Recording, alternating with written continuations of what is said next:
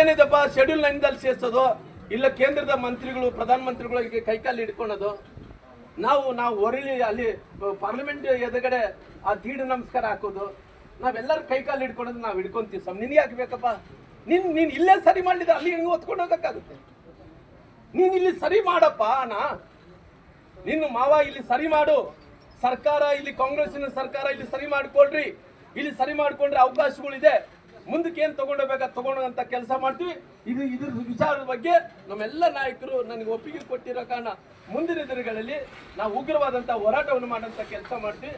ಹಂಗಾಗಿ ನಮಗೆ ಬಾಕಿ ಸಂಬಂಧಪಟ್ಟಿರುವಂತ ವಿಚಾರಗಳು ನಮ್ಮ ಹಿರಿಯರಾದಂತ ರಮೇಶ್ ಅಣ್ಣವರು ಒಂದೆರಡು ಮಾತು ಮಾತಾಡಿದ್ದಾರೆ.